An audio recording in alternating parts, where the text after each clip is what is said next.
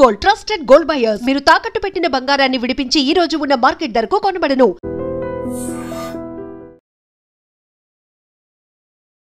ప్రపంచ పటంలో పాకిస్తాన్ ఉండాలా లేదా నిర్ణయించుకోవాల్సింది ఆ దేశమే.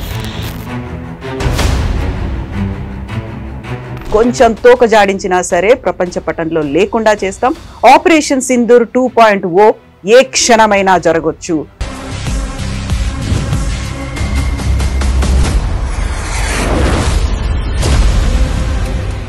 పెద్ద చర్చ జరుగుతోంది సార్. ఆపరేషన్ సింధూర్ అయిపోయింది, ఇప్పుడు సింధూర్ 2.0 జరగబోతోంది. ఏ క్షణమైనా గెట్ రెడీ, బీ అలర్ట్ అనే మాటల్ని ఆర్మీ నేవీ చీఫ్లు చెప్తున్నారు, ఎయిర్ ఫోర్స్ చీఫ్ కూడా అదే మాట చెప్తున్నారు. ఏం జరగబోతుంది, ఎప్పుడు ఏం జరగబోతుంది అనేది చాలా క్లియర్గా డిఫైన్ చేశారు.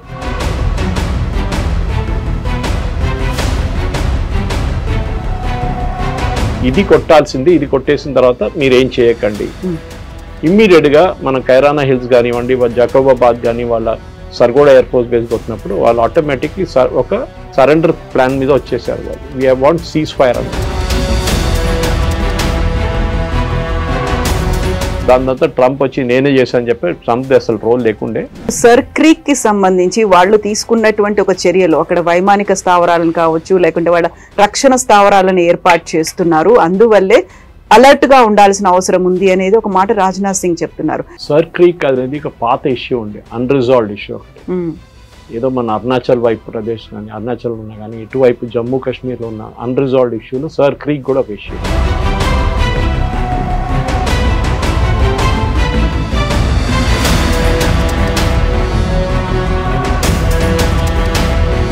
థర్డ్ పార్టీ మీడియేషన్లో మనం యుఎన్ బాడీ లాగా ఒక బాడీ దగ్గర వెళ్ళి మాట్లాడినప్పుడు వాళ్ళేమన్నారంటే 70% భారతదేశం పెట్టుకుంటారు and it's a very marshy area. అక్కడ మీకు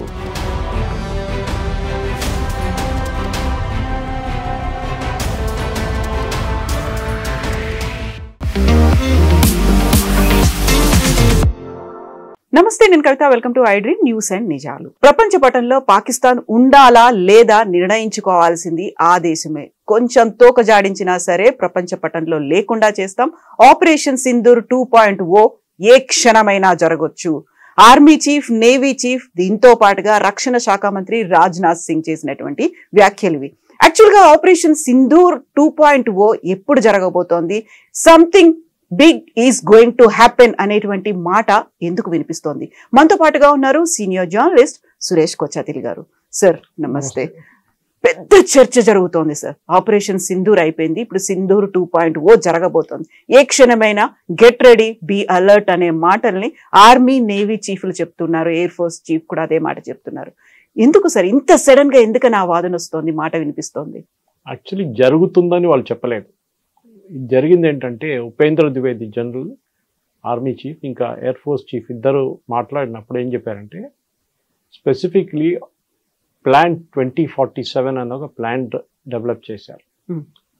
దాంట్లో భాగంగానే ఏం జరగబోతుంది, ఎప్పుడు ఏం జరగబోతుంది అనేది చాలా క్లియర్గా డిఫైన్ చేశారు. ఈ జరిగిన ఆపరేషన్ సింధూర్లు కూడా ఆర్మీ చీఫ్ కానీ ఎయిర్ ఫోర్స్ చీఫ్ ఏం చెప్పారంటే ఒక ఓపెన్ ఎండెడ్ ఆబ్జెక్టివ్ కాకుండా క్లోజ్డ్ ఎండ్ ఆబ్జెక్టివ్ పెట్టారు. అంటే యుద్ధం ఎప్పుడు మొదలు పెడతాము, యుద్ధం ఏ ఆబ్జెక్టివ్ చేరుకున్నప్పుడు బంద్ చేయాలనేది. ఇప్పుడు రష్యన్ యుక్రెయిన్ వార్ చూస్తున్నాం. రష్యా యుక్రెయిన్ వార్లో ఎండింగ్ లేదు, ఎవరికి తెలియదు ఎప్పుడు ఆగుతుందని. ఈవెన్ ఇజ్రాయెల్ గాజాలు జరుగుతున్న యుద్ధాలు కూడా టెక్నికల్ యుద్ధం అని చెప్పలేను, ఎందుకంటే ఒక సైడ్ టెర్రరిస్ట్ ఉన్నారు, ఇంకో సైడ్ ఒక ఆర్మీ, రెగ్యులర్ ఇజ్రాయలీ ఆర్మీ. కానీ మన రష్యా యుక్రెయిన్ అట్లా కాదు, ఇద్దరు మ్యాచింగ్ అవుతున్నారు. వాళ్ళ గవర్నమెంట్స్ ఉన్నాయి, రెండు దేశాలు ఉన్నాయి. అక్కడ చూడండి ఇప్పుడు దాకా దాన్ని ఆపలేకపోయారు, ఎందుకంటే ఎండ్ ఆబ్జెక్టివ్ లేదు. ఏంటి, ఎందుకు మొదలైంది రష్యా యుక్రెయిన్ వార్ అంటే యుక్రెయిన్ నేటోని తీసుకొచ్చి రష్యా పక్కన పెడదాం అనుకున్నారు. అంటే నేటో ఫోర్సెస్ని, నేటోలు చేరిపోతే మాకు కూడా ప్రొటెక్షన్ ఉంటుందని యుక్రెయిన్ అనుకున్నారు. యుక్రెయిన్ ఎప్పుడు రష్యా నుంచి విడిపోయిందో ఆ టైంలో ఏం జరిగిందంటే వీళ్ళు చెప్పిన మాట ప్రకారం they should be nothing done అని చెప్పారు. ఆ టైంలో ఏ క్షణమైనా ఏ అటాక్ జరిగినా కానీ ప్రొటెక్షన్ ఉంటుందని చెప్పారన్నమాట. కానీ అది కాదు ఇప్పుడు జరిగింది ఏంటంటే రష్యా యుక్రెయిన్ వార్లో రష్యన్ టెరిటరీ, యుక్రెయిన్ దగ్గర ఉన్న రష్యన్ స్పీకింగ్ పాపులేషన్ అని చెప్పారన్నమాట. రష్యన్ స్పీకింగ్ పాపులేషన్లోనే ఇదంతా జరిగింది. రష్యన్ స్పీకింగ్ పాపులేషన్ని అక్కడ వెళ్ళి వాళ్ళు ఆక్రమించుకున్నారు. ఎందుకంటే మా వైపు వాళ్ళు ఉన్నారు, వాళ్ళ పాపులేషన్ మనం తీసుకోవాలని చెప్పి చేసిన పని. కానీ ఇప్పుడు జరిగింది ఏంటి, ఫైనలీ అక్కడ యుద్ధం ఆగట్లేదు. నేటోని కలిసారా, నేటోలో చేరారా, లేదు యుక్రెయిన్. అదే టైంలో రష్యన్ స్పీకింగ్ పాపులేషన్ ఉన్న టెరిటరీస్, అది కంప్లీట్ బెలారూస్ నుంచి ఇటువైపు కంప్లీట్ రష్యా వైపు ఉన్న టెరిటరీస్ అన్ని రష్యా తీసుకున్నారు. బఫర్ జోన్ లాగా ఓపెన్ ఎండెడ్గా ఉండిపోయింది. రష్యా అంటున్నారు ఇంకా మేము ముందుకెళ్తాము. ఏ రోజు యుక్రెయిన్ వాళ్ళ డిమాండ్ తగ్గించి వాళ్ళు మా నెగోషియేటింగ్ టేబుల్కి వస్తారో మేము మాట్లాడుతూ ఏ టెరిటరీ మా దగ్గర ఉందో మేము ఆ టెరిటరీ మేము ఉంచుకుంటామన్నాం. ప్రెసిడెంట్ ట్రంప్ ట్రై చేశారు, ప్రైమ్ మినిస్టర్ మోదీ గారు మాట్లాడారు, చాలామంది ట్రై చేశారు, కానీ ఆ వార్ ఆగట్లేదు. కానీ మన ఆపరేషన్ సింధూర్ చూడండి, ఒక ఆబ్జెక్టివ్ ఏంటంటే we will hit that terrorist camps. 21 terrorist camp identify చేస్తారు, 9 కొట్టాం.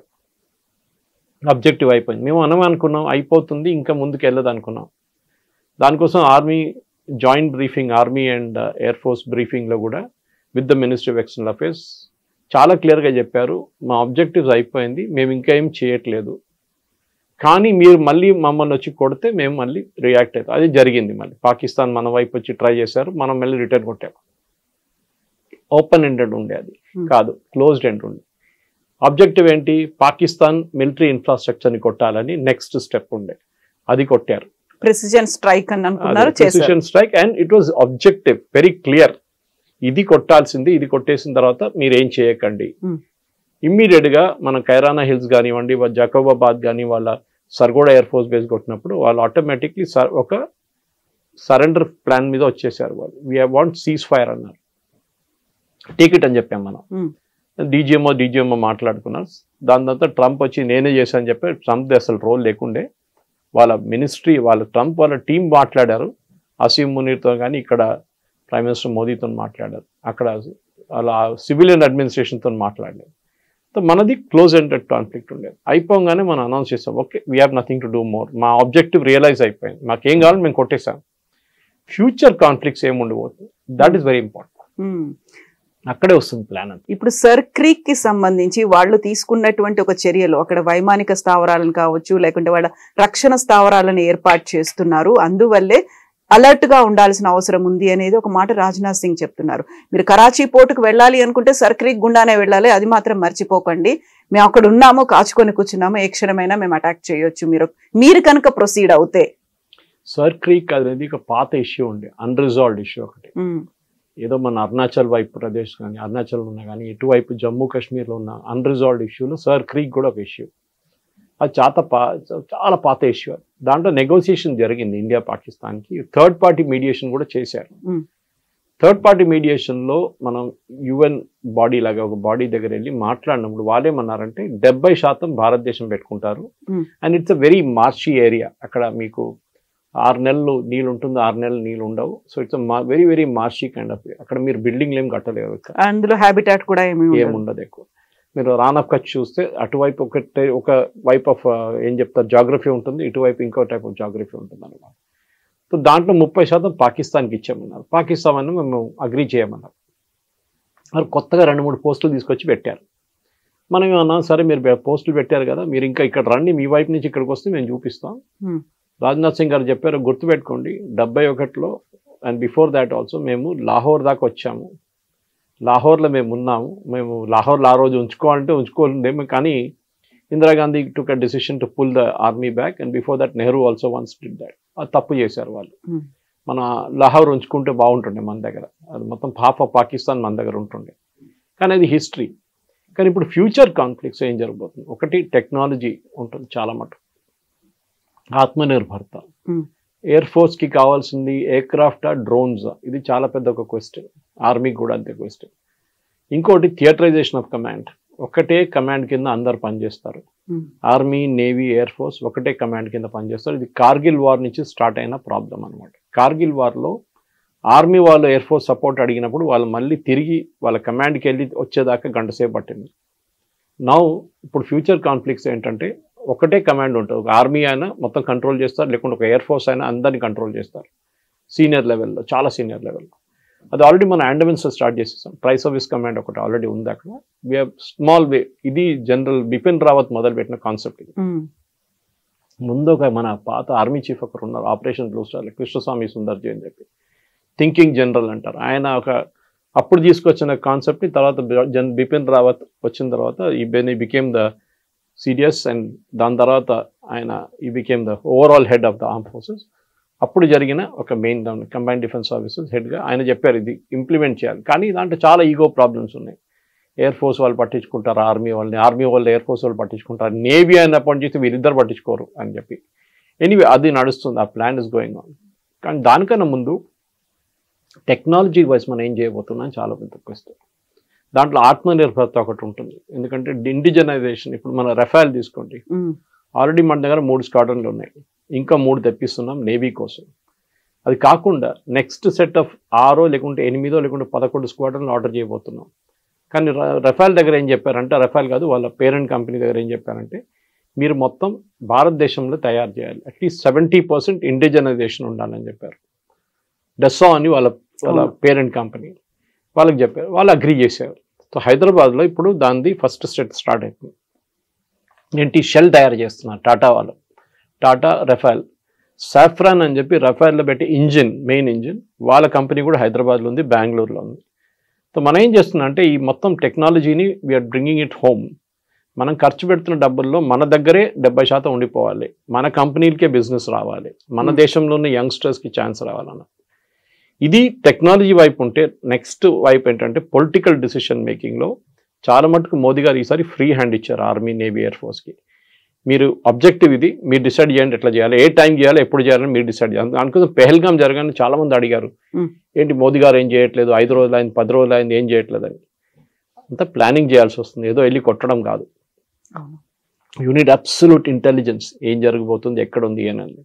సో అదే జరిగింది. And what your seen is a result మనం చూసాం ఆపరేషన్ సింధూర్ది, చాలా ప్రిసైజ్గా కొట్టాం మనం. అది నెక్స్ట్ ఫ్యూచర్ వాజ్లో 2047 ప్లాన్ ప్రకారం అది కూడా షార్ట్ వాజ్ ఉంటుంది, చిన్న చిన్న బర్స్ట్లో 3 రోజులు 4 రోజులు ఉంటుంది అని క్యాల్కులేట్ చేస్తున్నారు. ఎందుకంటే దానికన్నా ఎక్కువ పాకిస్తాన్ డ్రాగ్ చేయలేరు. పాకిస్తాన్ ఒక యుద్ధం చాలా రోజులు నడిపేయలేరు. మనం బంగ్లాదేశ్ వైపు చూసాం, ఈస్ట్ పాకిస్తాన్లో కాకుండా మనం 65లో చూసాం, 68 చూసాం. So we are seen different. పాకిస్తాన్తో జరిగిన చాలా మటుకు వార్ 71లో కూడా వాళ్ళ దగ్గర స్టేయింగ్ కెపాసిటీ లేదు ఎక్కువ.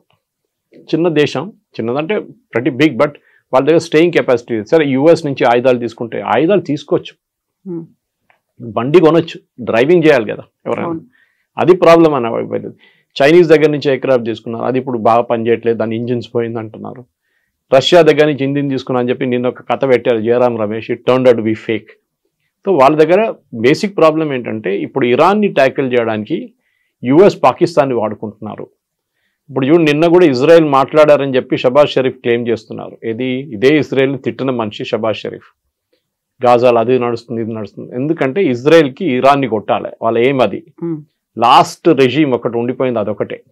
Saddam Hussein is not there, Gaddafi is not there, Hafiz al Saeed is not there. ఇక్కడ మన సిరియాలో ఎవరు లేరు, అందరు ఖాళీ చేసేసారు వాళ్ళ దుకాణం. మిగిలిపోయింది ఒకటే ఇరాన్. ఇరాన్ మీద దాడి చేస్తే వాళ్ళ నెక్సస్ వీవిల్ ఫినిష్ అయిపోతుంది. ఆల్రెడీ హెజ్బుల్లా ఫినిష్ చేసేస్తారు, హమాస్ని ఫినిష్ చేసేస్తారు, మిగిలిన హూతీలు ఒకటే, వాళ్ళని కూడా కంట్రోల్ చేసుకోవాలి. సో భారతదేశం వైపు నుంచి మన స్ట్రాటజీ ఏంటంటే టెక్నాలజీ వైజ్ మనం రెడీ ఉండాలి. ఇంకోటి వార్ అనేది క్విక్ రియాక్షన్ టైం ఉండాలి. అంటే మనం ప్లాన్ చేసి మనకు 10 రోజులు 20 రోజులు దొరకపోవచ్చు ఫ్యూచర్లో. మనం ఇప్పుడు కొట్టారనుకోండి పాకిస్తాన్ ఇవాళ రాత్రి, మనం ఎట్లా డిఫెండ్ చేస్తాం మనం చూసాం, చాలా బాగా డిఫెండ్ చేసాం మనం. వాళ్ళ వైపు నుంచి వచ్చిన డ్రోన్లు కానీ మిసైల్ అన్ని ట్యాకిల్ చేసాం మనం. నెక్స్ట్ వాళ్ళు అది వాడరు, ది ఆల్రెడీ ఎక్స్పీరియన్స్డ్, వాళ్ళు తెలిసిపోయింది మనం ఎట్లా బ్లాక్ చేస్తున్నాం. అంటే వాళ్ళు కొత్త టెక్నాలజీ వాడతారు. ఇప్పుడు యూఎస్ వాళ్ళకి టెక్నాలజీ ఇస్తున్నారంట, చైనా నుంచి తీసుకుంటున్నారు, కానీ చైనా యూఎస్ ఇద్దరు కలిసి వాడరు టెక్నాలజీ, ఏదో ఒకటే వాడతారు వాళ్ళు. సో మన వైపు నుంచి కూడా వీ షుడ్ బి రెడీ.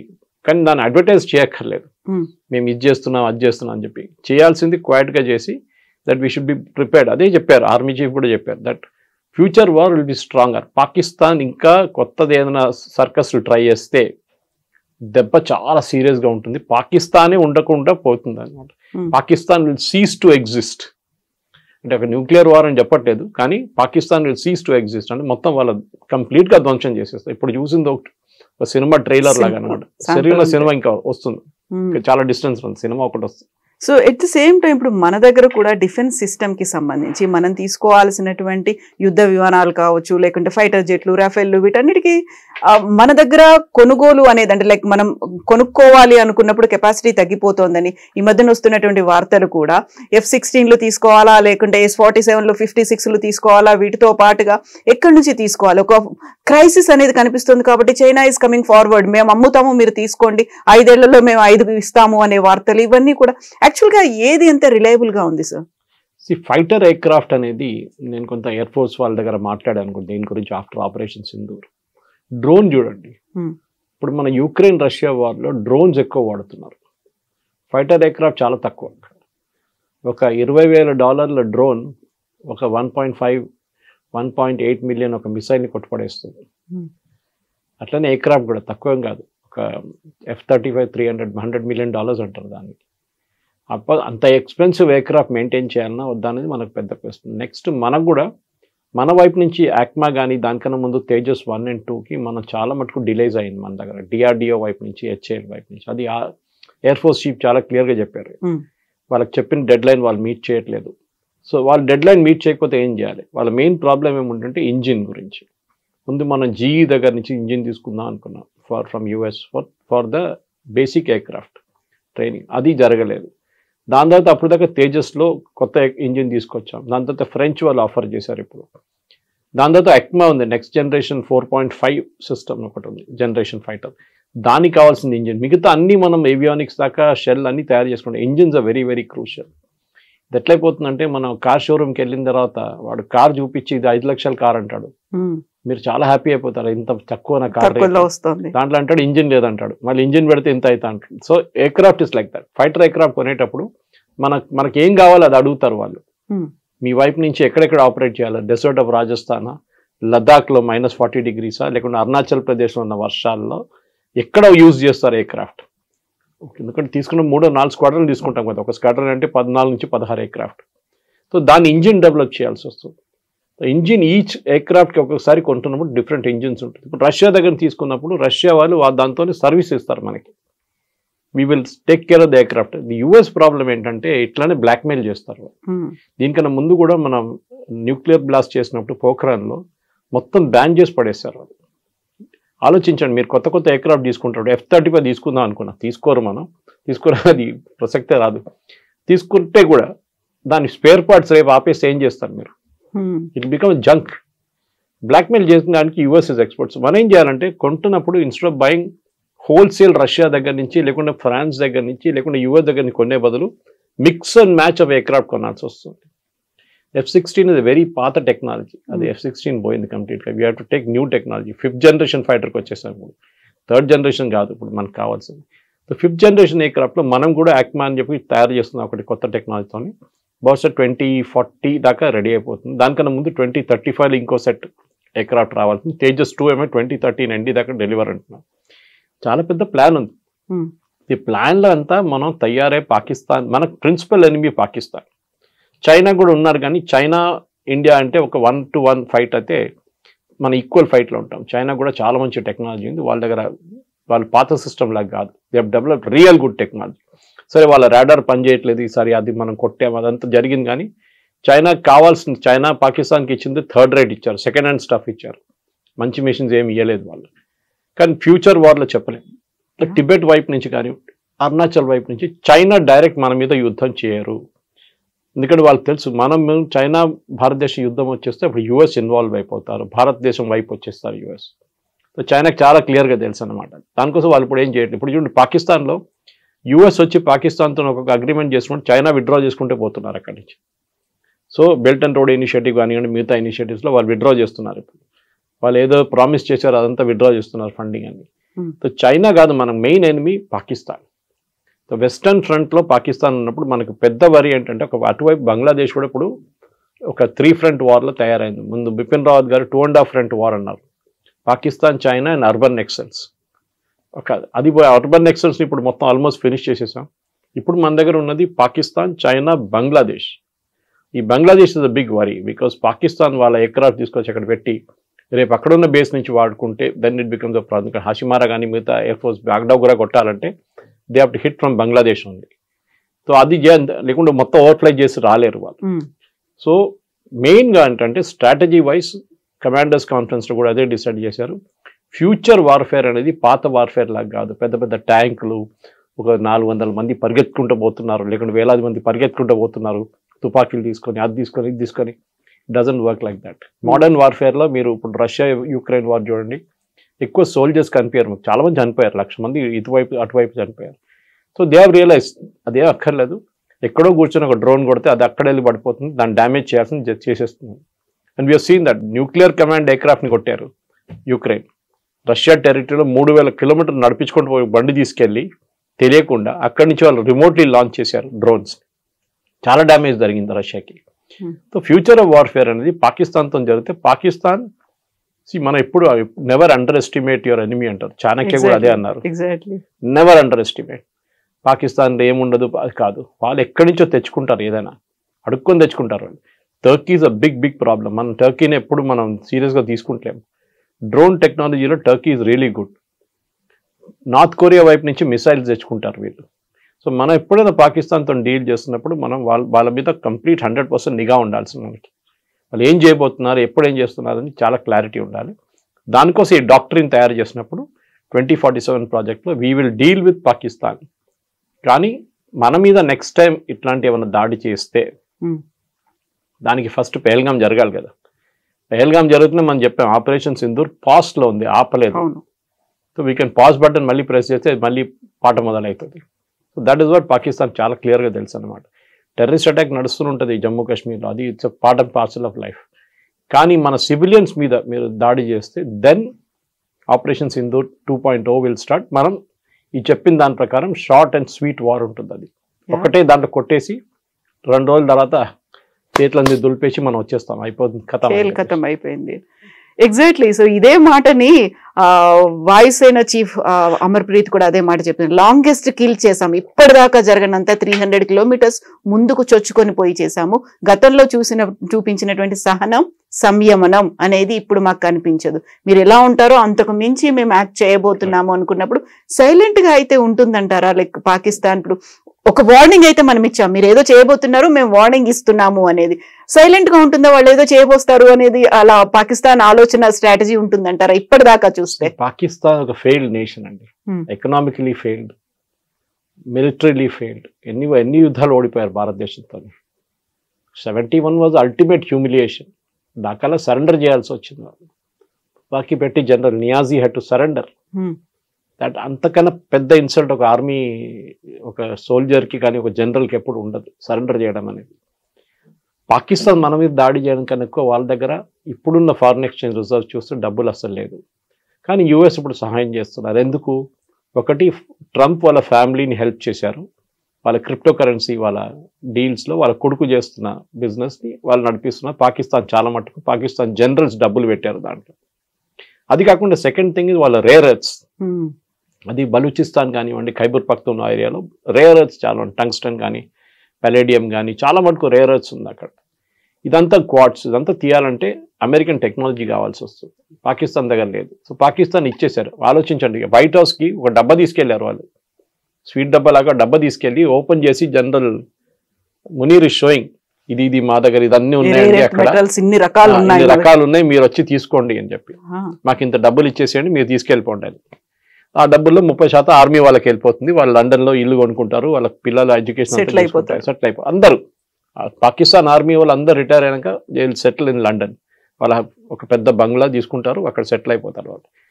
కానీ భారతదేశం మీద చేయబోయే దాడిలో ఇప్పుడు ఇక్కడ ప్రాబ్లం ఎక్కడ వస్తుందంటే, రేపు బలూచిస్తాన్ ఇప్పుడు దాకా Baloch army was upper hand, liberation army. ఇప్పుడు యూఎస్ ఏం చేశారు, అక్కడ వాళ్ళకి తవ్వాలని చెప్పేసి వాళ్ళని టెర్రరిస్ట్ గ్రూప్గా డిక్లేర్ చేశారు. సేమ్ విత్ ఖైబర్ పఖ్తూన్ వాళ్ళ మొన్న బాంబింగ్ చేశారు. పాకిస్తాన్ ఎయిర్ ఫోర్స్ వాళ్ళ సివిలియన్స్ మీదే బాంబింగ్ చేశారు. ఈ రెండు ఐసోలేటెడ్ ఇన్సిడెంట్గా చూడకుండా మనం చూస్తే క్లియర్గా పాకిస్తాన్ ఇప్పుడు యుఎస్తో కలిసి వాళ్ళ యుఎస్కి కావాల్సిన ఏం కావాలని ఇచ్చేస్తున్నారు, మమ్మల్ని కాపాడుకోండి అని చెప్పేసి. సో రేపు యుద్ధం జరగడానికి ప్రసక్తి లేదు. ఎందుకంటే అమెరికా ఉన్నప్పుడు దాకా మనం ఏం చేయం అక్కడ. అమెరికా కూడా సెల్ఫిష్ ఇంట్రెస్ట్ ఉంటుంది. మేము ఉన్నదాకా మీరిద్దరు కొట్లాడకండి, మేము కూడా పాకిస్తాన్ దగ్గర చెప్తాం ఏం చేయకండి అని చెప్పి. కానీ మన పికింగ్ పాయింట్ ఎక్కడ వస్తుందంటే, మన దగ్గర ఈ టెర్రర్ గ్రూప్స్ పంపిస్తూనే ఉన్నారు. ఒక ఫ్యాక్టరీ ఉంది అక్కడ, అది లష్కర్ తోయిబా కానివ్వండి, మన మిగతా టెర్రర్ గ్రూప్స్ అక్కడ ఏదైనా కానివ్వండి, వీళ్ళందరూ తయారు చేసి పంపిస్తున్నారు టెర్రర్ గ్రూప్స్ని ఇక్కడ. జైషే మహమ్మద్ వీళ్ళందరూ, హిజ్బుల్ ముజాహిదీన్. సో వీళ్ళని ఆపడానికి మనం స్ట్రాటజీ ఒకటి పెట్టుకోవాలి, చాలా clear. Next attack Sindoor will start again. America అక్కడ ఉన్నారో లేదో మాకు తెలియదు. So America selfish interest, Pakistan చూసుకోండి, టెర్రర్ గ్రూప్స్ని మా వైపు పంపించకూడదు. ఎందుకంటే వీళ్ళు మళ్ళీ అంటున్నారు మేము కొత్త బిల్డింగ్లు కడతాము, మేము పెద్ద పెద్ద బిల్డింగ్లు కడతాము, మీరు బాంబ్ చేసినాకన్నా పెద్ద బిల్డింగ్లు కడతా అంటున్నారు టెర్రర్ గ్రూప్స్. కట్టండి, నో ప్రాబ్లం. దాన్ని కొట్టడానికి కూడా ఎక్కువ టైం తీసుకోదు. ఇక్కడి నుంచి బ్రహ్మోస్ పంపిస్తే అయిపోతుంది. ఎందుకంటే లాస్ట్ టైం మీకు గుర్తుంటుంది కవిత గారు, we had to enter Pakistan, బాలాకోట్లో. పాకిస్తాన్లో మన ఎయిర్క్రాఫ్ట్ ఎంటర్ చేయాల్సి వచ్చింది. అక్కడే అభినందన్ ప్రాబ్లం జరిగింది, సర్జికల్ స్ట్రైక్. ఈ టైంలో అది లేదు. None of our aircraft entered Pakistan air space, including Rafale. Rafale shoot and scoot కేపబిలిటీలో 200 నుంచి 300 కిలోమీటర్ దూరం దాకా మిసైల్ కొట్టచ్చు. మన వైపు బార్డర్ దగ్గర వెళ్ళి నిలబడి అక్కడి నుంచి ఫైర్ చేసి వాళ్ళు వెళ్ళిపోయారు వాళ్ళ బేస్కి. Same with BrahMos, same with Agni. మనం ఏదైనా యూస్ చేయాలి. Agni of course intercontinental ballistic missile, మన చైనా దాకా కొట్టచ్చు. కానీ పాకిస్తాన్ వైపు 300 కిలోమీటర్ మన నార్మల్ మిసైల్స్ నడిచిపోతుంది. సో ద ఓవరాల్ సినారియో ఏంటంటే, ఒకటి చాలా సీరియస్గా ఆర్మీని ప్రొఫెషనలైజ్ చేయడం. నేను కొన్ని రోజుల ముందు ఒక హెచ్ఎంఏ సెమినార్లో మాట్లాడాను, హైదరాబాద్ మేనేజ్మెంట్ అసోసియేషన్లో. College of defence management officers వచ్చారు. మన యాప్రాలో ఉన్న పెద్ద కాలేజ్ ఉంది వాళ్ళ ఆర్మీది, ఆర్మ్ ఫోర్సెస్ది. వాళ్ళ కర్నల్ లెవెల్, వాళ్ళ మేజర్ లెవెల్లో army officers, naval and air force officers training ఇస్తారు, షార్ట్ టర్మ్ ట్రైనింగ్, 6 నెలలు 1 సంవత్సరానికి. వాళ్ళు వచ్చినప్పుడు నేను అదే మాట అన్నాను, నేను కూడా మాట్లాడాను 5 నిమిషాలు అక్కడ. నేను అడిగిన ప్రశ్న ఏంటంటే కమ్యూనికేషన్ గురించి, నెరేటివ్ గురించి. మనం యుద్ధం గెలిచాం కానీ నెరేటివ్ ఓడిపోయామా అని చెప్పేసి. పాకిస్తాన్ ఇప్పుడు కూడా చెప్పుకుంటున్నారు మేము 5 కొట్టాము, 7 కొట్టాము, 9 కొట్టాము, 11 కొట్టామని. సరే నాయన ప్రూఫ్ అయితే చూపి అంటే ప్రూఫ్ లేదు, మీ సోషల్ మీడియాలో ఉంది, మీరు చూసుకోండి అంటున్నారు. ఆలోచించండి. సో మన ఆర్మీ దగ్గర ఉన్న అన్నిటికంటే పెద్ద వీక్నెస్ ఇప్పుడు ఏంటంటే కమ్యూనికేషన్ స్కిల్స్. అది మనం పాకిస్తాన్ చూడండి, ఒక రోజులో వాళ్ళు 3 ప్రెస్ కాన్ఫరెన్స్ 4 ప్రెస్ కాన్ఫరెన్స్ చేశారు DGISPR, మనం ఒకటే చేశాం. అది వాళ్ళ సోషల్ మీడియా వాళ్ళు వాడుకున్నారు, చాలా మంచిగా వాడుకున్నారు. మన దగ్గర రియాక్షన్ కొంచెం స్లో ఉండే.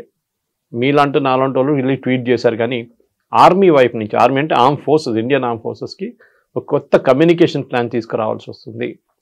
ఎందుకంటే ఇప్పుడు నడుస్తున్న వార్ అంతా disinformation campaign. Exactly. Ukraine Russia war చూస్తే, యూరోపియన్ న్యూస్ పేపర్స్ చూస్తే యుక్రెయిన్ గెలిచేసింది, రష్యా అయిపోయింది. ఎప్పుడు రష్యా వైపు నుంచి చూస్తే రష్యా అంటున్నారు యుక్రెయిన్ ఎక్కడ, యుక్రెయిన్ లేనే లేదు గేమ్లు అంటున్నారు. సో ఈ డిస్ఇన్ఫర్మేషన్ వార్లో మనం అక్కడ కొత్త డాక్టరీని తయారు చేయాల్సి వస్తుంది. బికాజ్ అక్కడే మనం ఓడిపోతున్నాం ఈ డిస్ఇన్ఫర్మేషన్ వార్లో. మనం పాకిస్తాన్ వైపు కొట్టాం. ఇప్పుడు లాస్ట్లో మీరు చెప్పినట్లు ఎయిర్ ఫోర్స్ చీఫ్ చెప్పారు మొన్న, అమర్జిత్ సింగ్, మేము ఇన్ని ఎయిర్క్రాఫ్ట్ కొట్టాం, మేము ఇన్ని లొకేషన్. మనకు తెలుసు, శాటిలైట్ పిక్చర్స్తో సహా మనం చూపించాం. కానీ వాళ్ళ వైపు నుంచి ఉన్న సోషల్ మీడియా కానీ, వాళ్ళ వైపు నుంచి ఉన్న ట్రోల్స్ కానీ మన మీద పడ్డారు వచ్చి, మనం దాన్ని కౌంటర్ చేయలేకపోయాం. లాస్ట్ డే సీనియర్ ఆఫీసర్స్ని తీసుకొచ్చారు, అప్పుడు కొంచెం మారింది అనుకోండి. కానీ అప్పుడు కూడా ఒక యుద్ధం నడుస్తున్నప్పుడు 24 గంటల్లో చాలా జరగవచ్చు, ఏదైనా జరగవచ్చు. So you need to have regular briefings అన్నమాట. ఎవ్రీ 3 hours 4 hours ఒక అప్డేట్ ఇవ్వాల్సి వస్తుంది. మీరు ఫిజికల్ కాన్ఫరెన్స్ పెట్టక్కర్ కానీ అప్డేట్స్ ఇవ్వాల్సి వస్తుంది, అట్లీస్ట్ ట్వీట్ చేయడం. ఇది ప్రాబ్లం ఎక్కడ వస్తుందంటే, ఇది పొలిటికల్ క్లియరెన్స్ కావాల్సి వస్తుంది. మోదీ గారి దగ్గర నుంచి వెళ్ళి అడగడం కాదు, ట్వీట్ చేయడానికి కూడా army has to take command and control structure ఉంటుంది వాళ్ళ దగ్గర. ఆ పైనుంచి కింద దాకా ఇన్ఫర్మేషన్ వచ్చేదాకా మీకు 3 hours 4 hours పడుతుంది. దాంట్లో అప్పుడు దాకా సిచ్యువేషన్ మారిపోతుంది మళ్ళీ. సో ఈ డాక్టరీన్తో సహా బహుశా ఆర్మీ వాళ్ళు, air force and navy would have planned out. కొత్త వార్ వస్తే ఇన్ఫర్మేషన్ వారే, యుక్రెయిన్ రష్యా వార్లో అదే నడుస్తుంది. రోజుకి రోజు మేము ఒక యుక్రెయిన్లో ఒక బిల్డింగ్ని కొట్టాము, అక్కడ 10 మంది చనిపోయారంటే యుక్రెయిన్ అంటే కాదు 100 మంది చనిపోయారంటారు, just to create an impact. గాజాలో జరిగే అదే ప్రాబ్లం అనమాట. So we have to plan not just missiles but also information campaign kuda. Yes sir, thank you so much sir, thank you. And for more videos, please subscribe to iDream. Please subscribe to iDream. Please subscribe iDream. And please subscribe to iDream. For more videos, subscribe to iDream. please like, share and subscribe to the channel. Congratulations iDream. Subscribe to iDream. Subscribe to iDream. So subscribe to iDream Media. iDream ki iDream team andarki huge congratulations. Please subscribe iDream Media. Please subscribe to iDream. Subscribe iDream. Please subscribe to iDream. iDream అంటే నా కళల channel subscribe చేసుకున్న నోరు తిరుగుతలేదు, మీరైతే గంట గుర్తు కొట్టండి. For more such videos, please subscribe to iDream. Subscribe to iDream. Please subscribe to iDream. Please subscribe iDream Media. Please do subscribe to iDream. Please subscribe to iDream Media. For best entertainment and information, please subscribe iDream. And don't forget to subscribe to iDream.